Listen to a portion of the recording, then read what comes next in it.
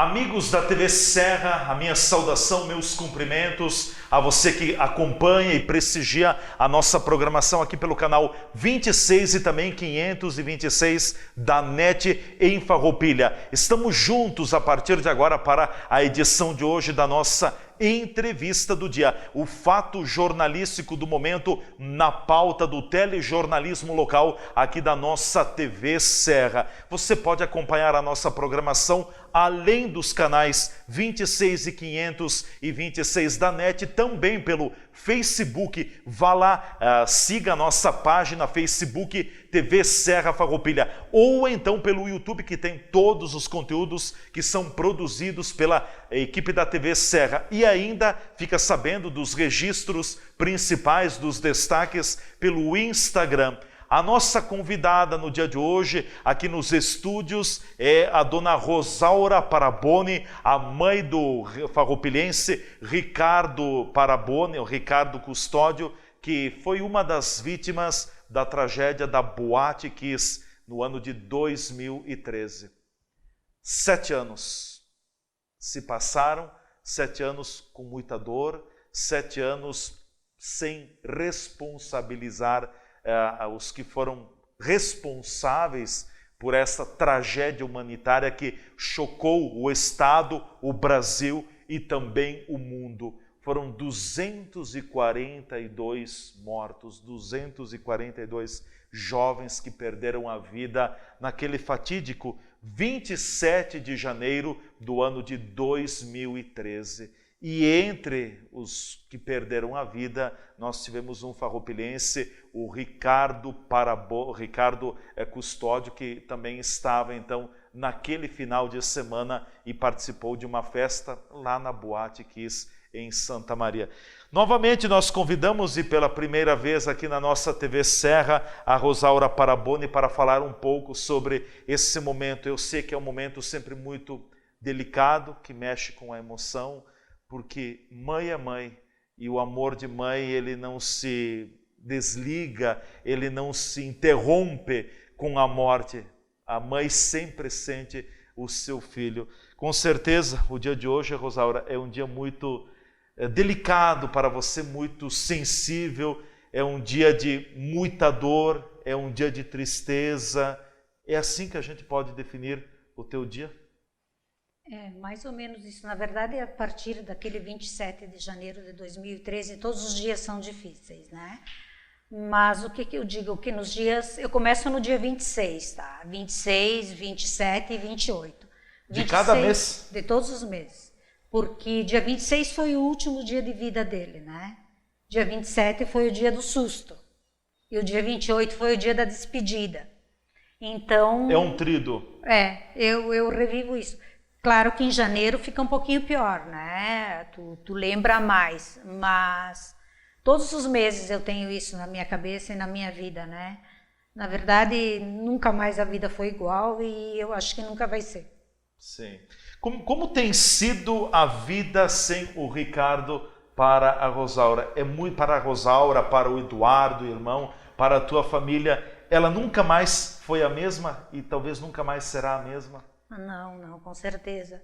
Porque eu e o Eduardo somos muito quietos, muito na nossa. Eu estar aqui hoje é digamos que meio que um sacrifício, né? Sim, eu sei Mas disso. ele era exatamente o contrário de nós. Ele era o respiro de alegria, o respiro de estar sempre correndo, de estar sempre em festa, de estar sempre...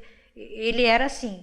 Então, assim, ó, para todos nós, né? O domingo na avó, as questões assim com ele, embora ele tenha viajado, ele tenha trabalhado fora, um monte de coisa, porque eu dizia que ele era um cidadão do mundo. Eu dizia para ele: para, Ricardo, sossega, amanhã tu faz isso. Não, mãe, eu tenho que fazer hoje, eu não posso deixar para amanhã.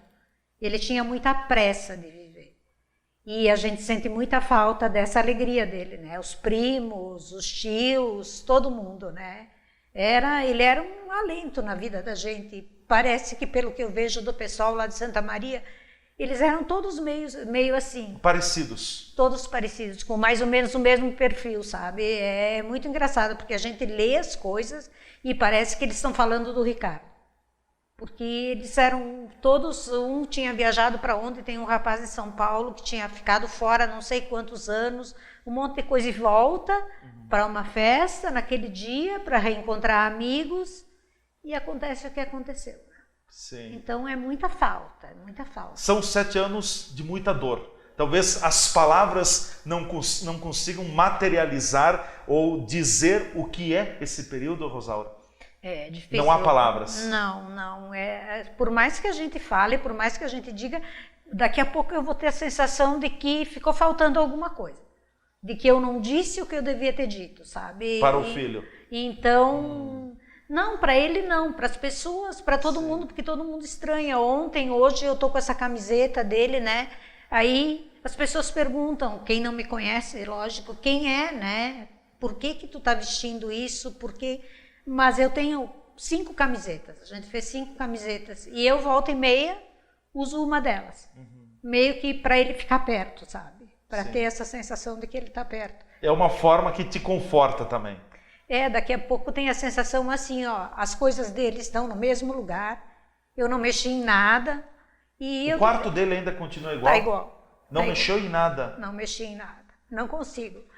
Talvez se eu tivesse necessidade de colocar alguma coisa lá, se eu tivesse alguma coisa assim, mas eu tenho uma casa muito grande, né? E aquele espaço era dele. Então não se tira de lá, sabe? E às vezes eu tenho a sensação de que ele vai voltar ainda.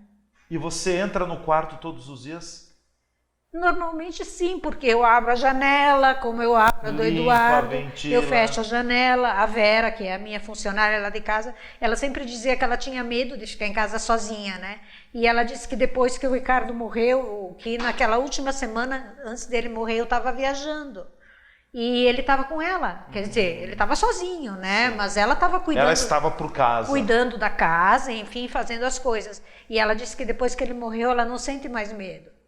Então ela faz o serviço normal, eu abro, fecho, tudo normal. Tipo, sim, tá lá.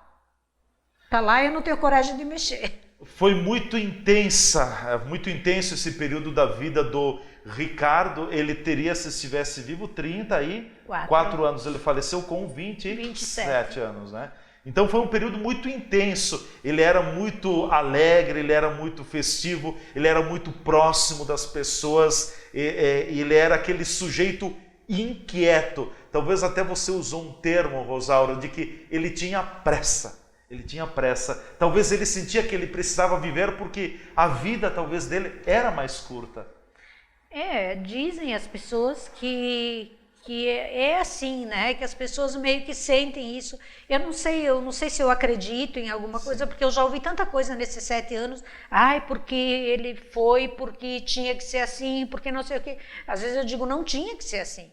Não tinha, porque se ele não tivesse estado naquele lugar, naquela maldita hora, não teria acontecido. Sabendo que ele chegou, pelo que eu sei dos guris, assim, ele chegou 15 minutos antes do incêndio. Sim. Ele tinha recém-chegado. Então, E não era muito comum ele ir a Santa Maria, ou ele ia com frequência? Não, ele nunca tinha ido. Nunca tinha ido. Foi com os amigos. Que como tinha tido greve na Universidade Federal, ele tinha amigas que estavam lá, que estavam recuperando a greve naqueles dias, né? E inclusive a boate era uma festa da universidade, né? Federal de Santa Maria. Eu não lembro mais de que curso, mas enfim, era de alguém ali. E eles foram para lá para passar o fim de semana com as meninas. Então, no dia 26, eles estiveram em Júlio de Castilhos.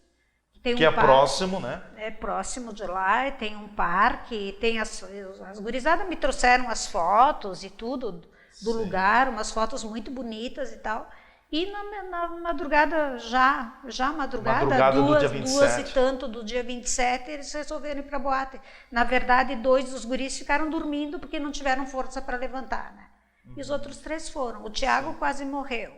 O Anderson... O Tiago que também é farroupilhense, né? O Tiago, sim. O Tiago ficou muito mal. O Tiago passou por mas se recuperou. Sim, está super bem. E o Anderson, que estava na boate também, mas o Anderson, quando começou o incêndio, o Anderson tinha acabado de sair. Ele estava do lado de fora da porta. Sim. O Tiago resgataram ele perto da porta, e o Ricardo, eu nunca soube, na verdade, eu nunca procurei saber também, eu não quero saber. Onde foi que ele caiu? Não quero saber se ele sofreu, não quero saber nada, porque aí eu vou me sentir mais impotente ainda. Então, melhor não saber. Sim. E foi com certeza um momento muito difícil, porque é uma recomposição da própria vida, é um ressignificado, é um recaminhar novamente.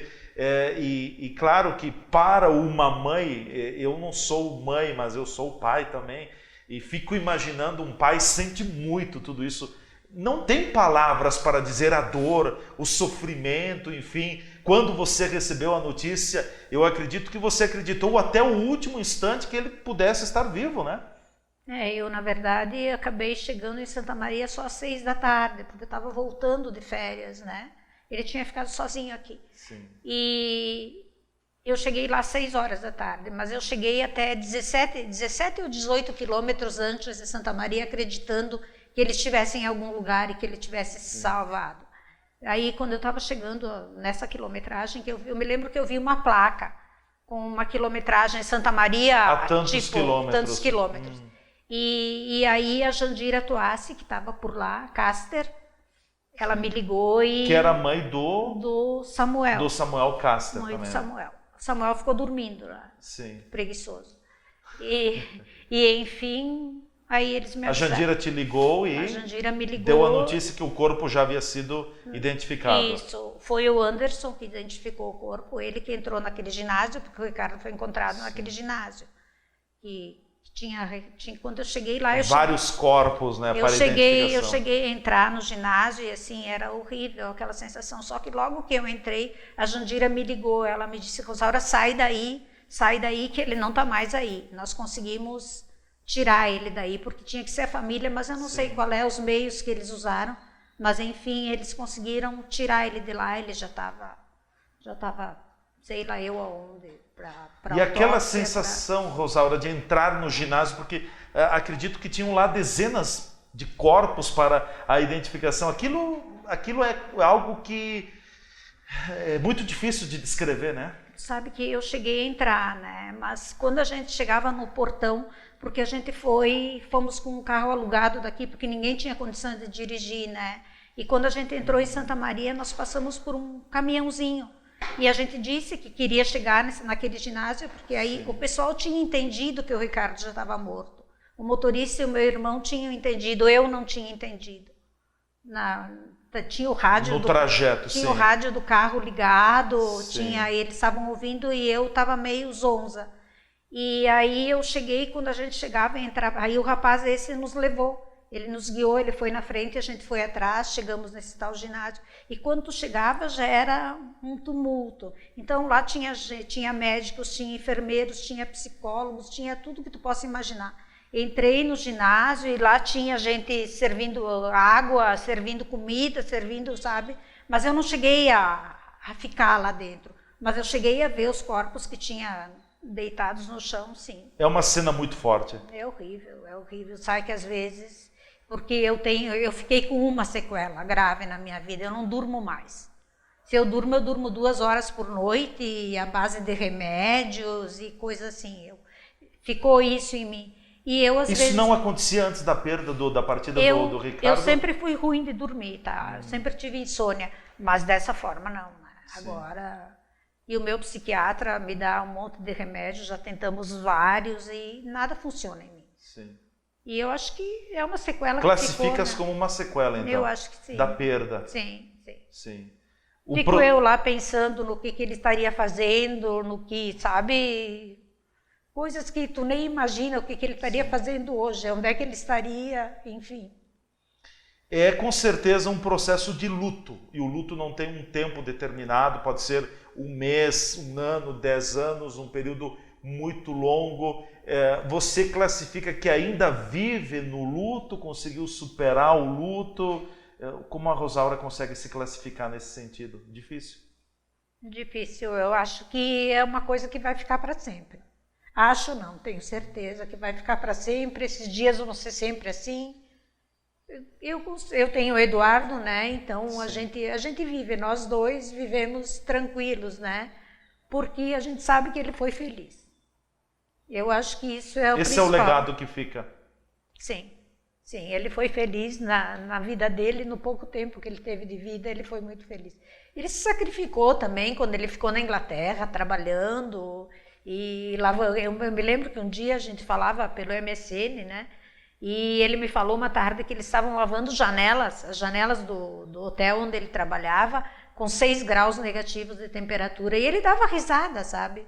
Tipo, voltou com as mãos todas rachadas do frio, porque era muito frio onde ele estava, e dava risada e estava tudo bem, sabe? Então, a gente vive tranquilo, mas a dor é cruel. É irreparável, não tem. É cruel. Nós vamos para o nosso intervalo, em seguida a gente volta então com a parte final da entrevista do dia hoje, conversando com a dona Rosaura Paraboni, a mãe do farroupilhense Ricardo Custódio, que foi uma das 242 vítimas da tragédia da Boate Kiss há 7 anos em Santa Maria. A gente volta em seguida e nós falaremos um pouco sobre também...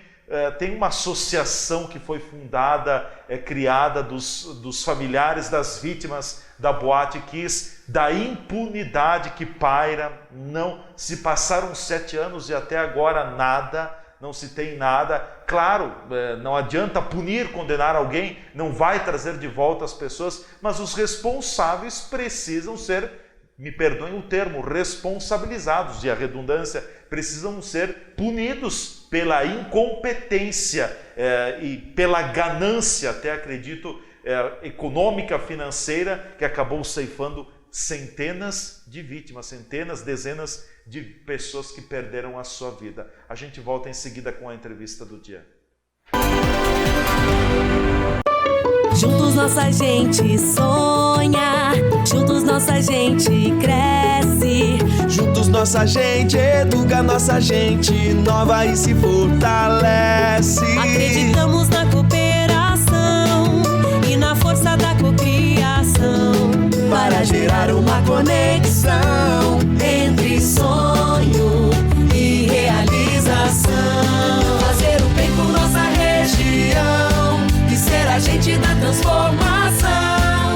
Plantar, construir e caminhar, então todos juntos na mesma direção. Sicredi Serrana, juntos nossa gente vai mais longe. Ô, velho, tá difícil pra ler esse jornal, tô enxergando muito pouco, minha velha. Eu preciso me comprar uns óculos, minha velha. Mas vai lá no Mercadão dos Óculos.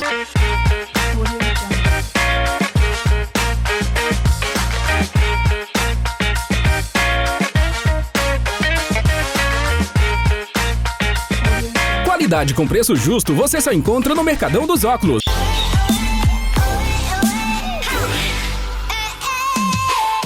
Olha, velho, que coisa linda que tá passando por aí. Nossa, bonita. Rede de Óticas Mercadão dos Óculos, Farroupilha, na Júlio 852.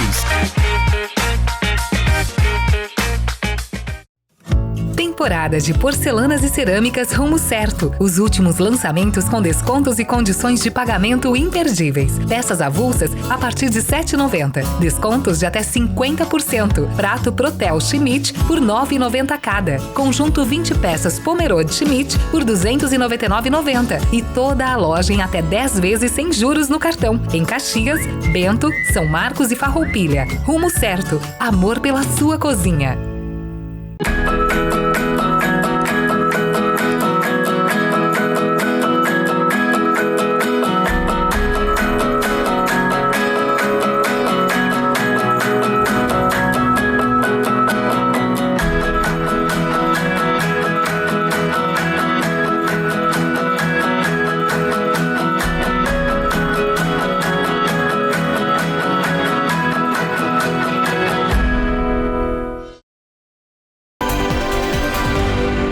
A entrevista do dia, edição de hoje, já está de volta aqui pela nossa TV Serra Farroupilha, canais 26 e 526 da NET. O que é daqui, você vê por aqui. Você acompanha a nossa programação ainda também pelo Facebook TV Serra Farroupilha. Vá lá, siga a nossa página. Pelo YouTube você encontra tudo que passa na programação do jornalismo local da nossa TV Serra Farroupilha. E ainda pelo Instagram, que traz os nossos destaques. Hoje com a gente aqui nos estúdios, a dona Rosaura Paraboni, que é a mãe do farroupilhense Ricardo Custódio, uma das vítimas da tragédia da Boate Kiss de Santa Maria. Já são 7 anos daquele fato que comoveu todo mundo, comoveu a humanidade, porque uma tragédia humana naquela proporção é algo que realmente chamou muito a atenção.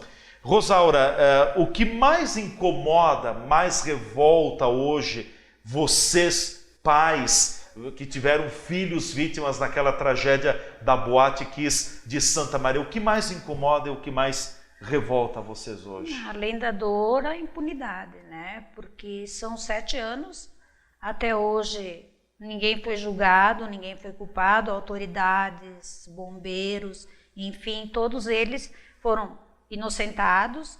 Restaram os quatro réus, que são os 2 donos da boate, e dois membros da banda, né? Restaram da banda Gurizada Fandangueira. Isso.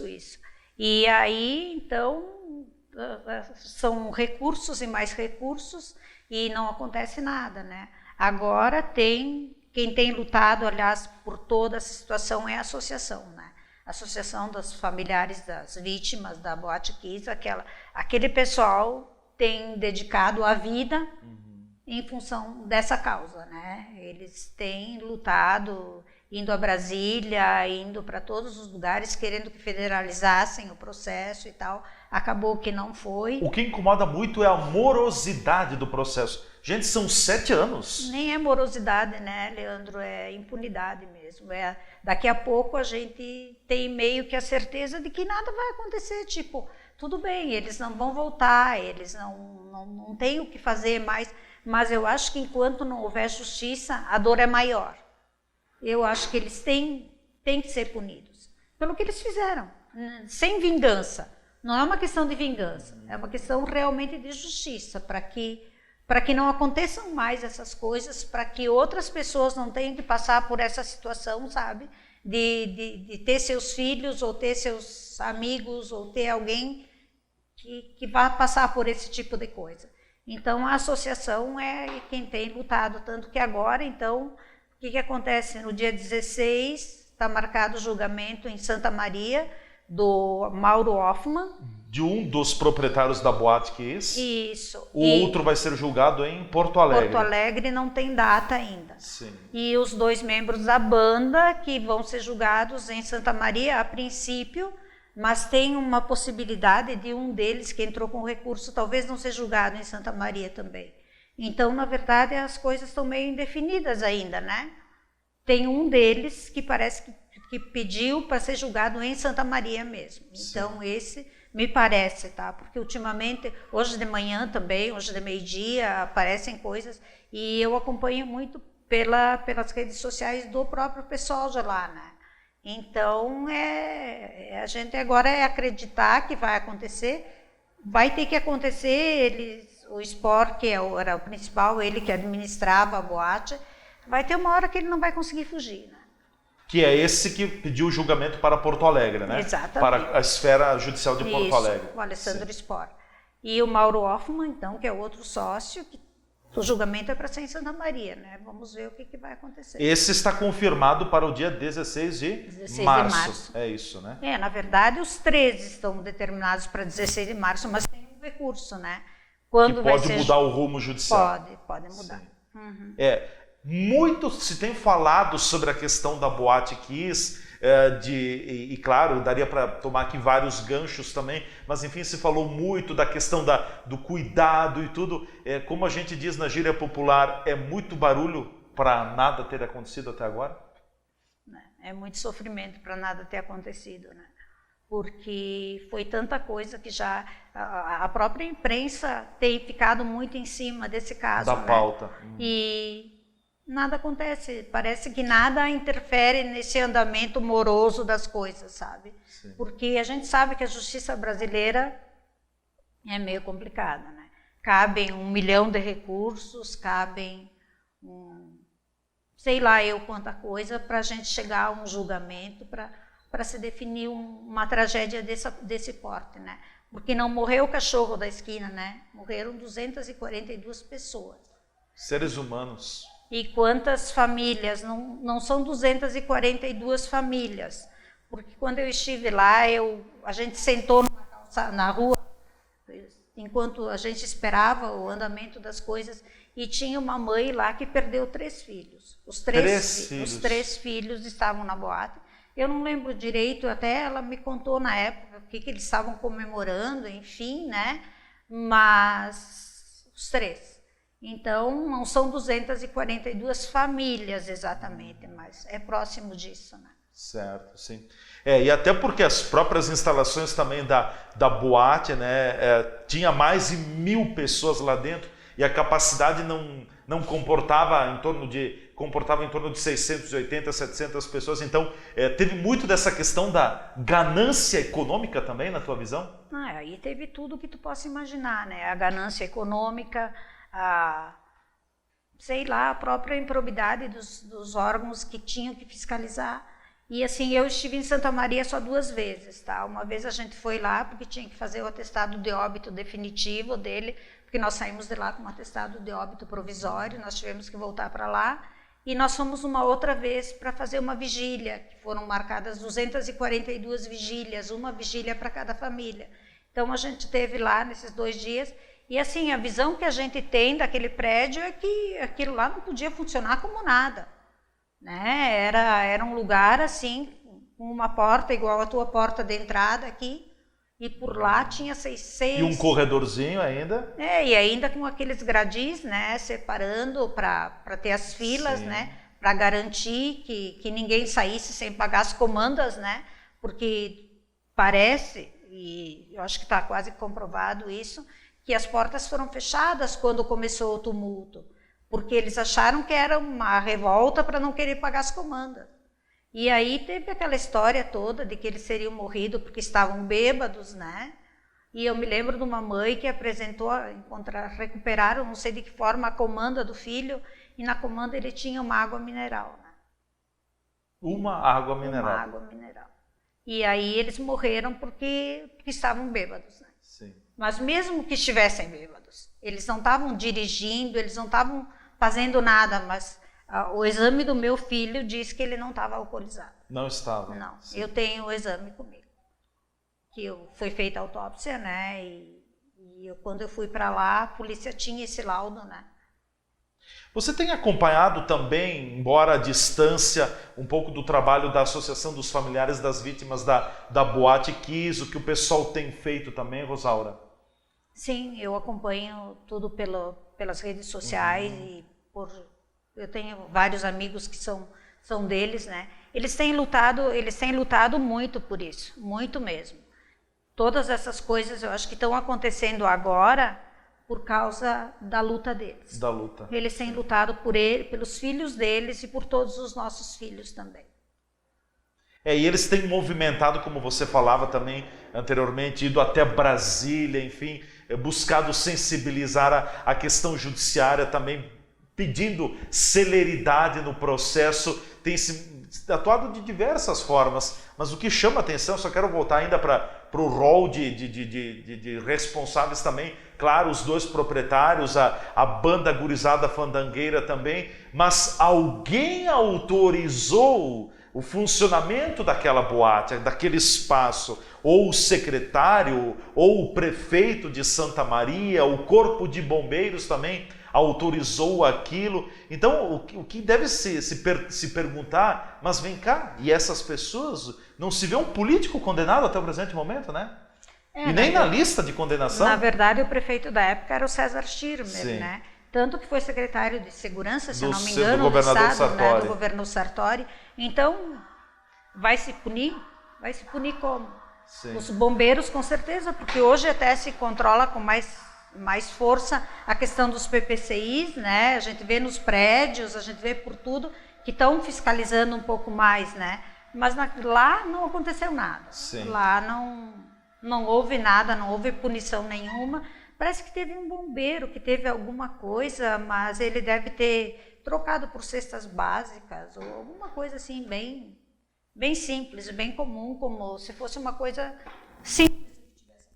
Qual é a tua visão, Rosaura, claro, como leiga, porque a legislação que veio depois do episódio Boate Kiss, a legislação do PPCI, enfim, da questão da segurança, ela tem sido muito rigorosa no início, depois parece que ela foi um pouco abrandada, um pouco mais suavizada, mais leve, se correu atrás muito, se exagerou. Qual é a tua leitura?